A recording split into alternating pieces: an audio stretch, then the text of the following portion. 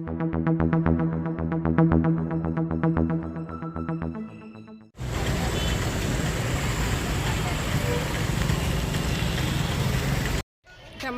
ప్రియతమ నేత చంద్రబాబు నాయుడు గారిని అరెస్ట్ చేసి 20 రోజులు కావస్తుంది. 20 రోజుల నుంచి కూడా మన రాష్ట్రమే కాదు, మన పక్క రాష్ట్రాల వాళ్ళు, భారతదేశంలోని అన్ని రాష్ట్రాలు, ప్రపంచ దేశాలు అన్నీ కూడా నిరసనలు వాళ్ళకు తోచిన రీతిలో వాళ్ళు నిరసన వ్యక్తం చేస్తూ ఉన్నారు. కానీ మన సైకో ముఖ్యమంత్రికి మాత్రము ఏ కొసాన కూడా అది ఆయనకు అంటినట్టు లేదు. నాకేమి పట్టలేదు, నేనేమి చూడలేదు, నేనేమి వినలేదు అన్నట్లే ప్రవర్తిస్తూ ఉన్నాడు. వీళ్ళు ఎన్ని చేసినా కూడా చంద్రబాబు నాయుడు గారి మీద కేసులు, చంద్రబాబు నాయుడు గారి పైన పెట్టిన కేసులకి ఎన్ని రకాల నిరసనలు తెలియజేస్తా ఉన్నా ఆయనకి ఏం పట్టనట్లే ఉండారు.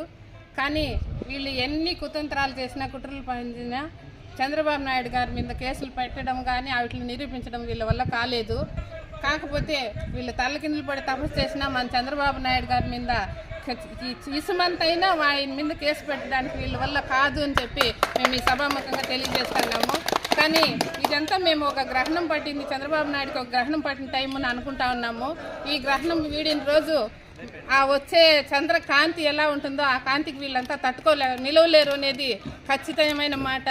ఇవన్నిటికీ సమాధానము ఓటు అనే ఆయుధంతో ప్రజలందరూ తెలియజేస్తారు.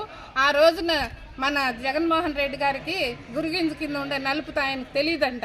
ఎందుకు అంటే అది భలే మిడిసి పడుతూ ఉంటుంది, నేను భలే తెల్లగా ఉన్నాను అని. కానీ కింద ఉండే నలుపు దానికి తెలియలేదు. అట్లా మీ మీద ఉండే కేసులన్నీ 32 కేసులు 37 కేసులు ఉన్నాయి. మీ కేసులన్నీ తిరుగుతోడినాడు మీ పరిస్థితి ఎలా ఉంటుంది, మీరు ఏ రేంజ్లో ఉంటారు అనేది ఒకసారి మీరు ఆలోచన చేసుకోవాలి. మీరు ఎన్ని కుతంత్రాలు పడినా ఈ రోజు కాకపోయినా రేపైనా చంద్రబాబు నాయుడు గారు మళ్ళీ మచ్చలేని చంద్రుడిగా బయటకు వస్తారు.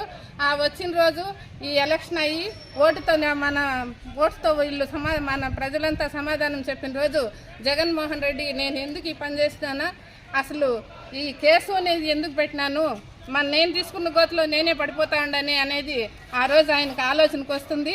దీనికి అన్నిటికీ కూడా త్వరలో ప్రజలందరూ సమాధానం చెప్తారని, మా చంద్రబాబు నాయుడు గారు మచ్చలేని చంద్రుడిగా బయట వస్తారని ఈ సభాముఖంగా తెలియజేసుకుంటారు.